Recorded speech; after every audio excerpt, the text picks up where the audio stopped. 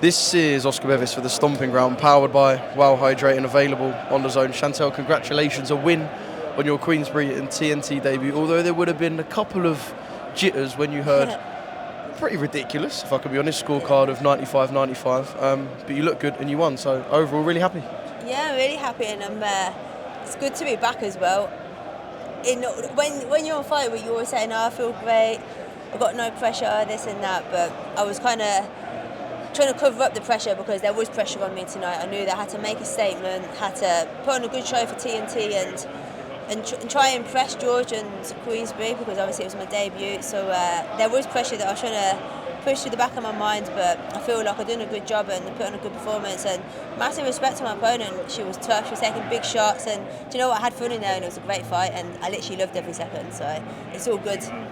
I didn't get to catch up with you before the fight. I just want to know if it was nice preparing for a fight that wasn't Katie Taylor, because for so long, you and Katie, and it will be remembered as a brilliant female boxing rivalry, even in years that go by. But was it nice preparing for a fight that wasn't about you and her for a change? Something new. Your last fight before that was McCaskill. So it's been all you and Katie Taylor for so long. Something different. Was that nice? It was nice to be back in the UK. I'm from Northampton, so it's down the road. So it was nice to walk out and I see so many familiar faces. My sponsors were here, my friends were here. So that proper made me happy as well. Seeing them, it kind of lifted me up a bit, because that's what you do it for. You want your people to come and be able to support you. Where in Dublin, I was getting booed out of the stadium before I even walked in, and I was like, oh no, get me back on that Ryanair flight.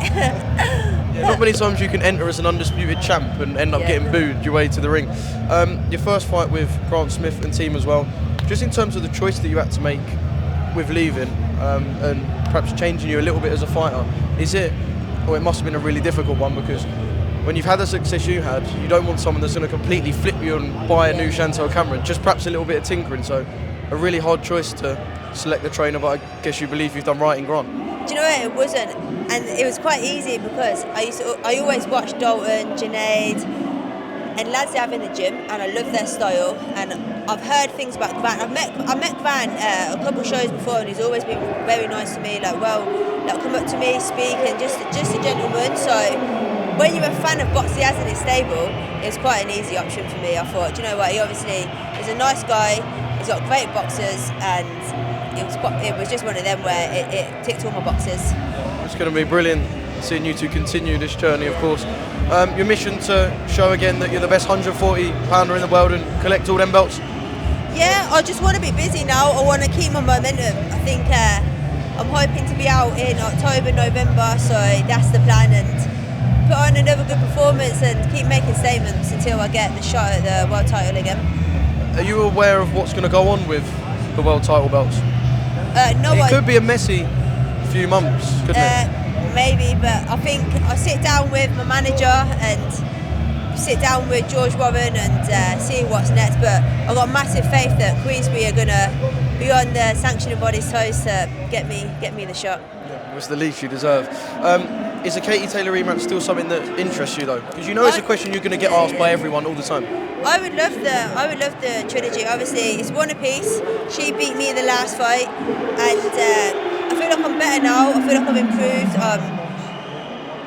I would love it, but at the end of the day, I don't know. And she's Matchroom's best #1 140 pounder. Queensberry have me now as the best 140 pounder, so we could go on the 5v5 and settle the score there. And it's a big fight for women's boxing. And Katie said when she beat me in November that the trilogy is massive for women's boxing, etc., etc. But she never wanted it in the end. She wanted an easier fight, and then obviously it turned around that she actually got a better opportunity to fight Amanda Serrano.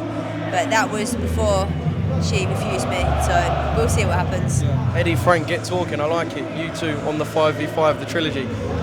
Just on the split with Eddie and the split with Matchroom, did things go how you would have liked them to? So what's that? Did things go how you would have liked them to?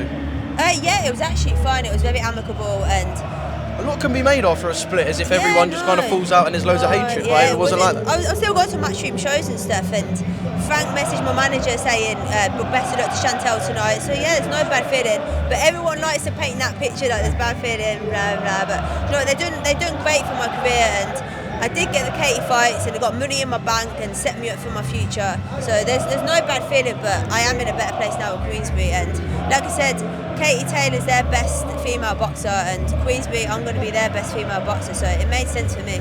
I was always going to be in Katie's shadow, but not anymore.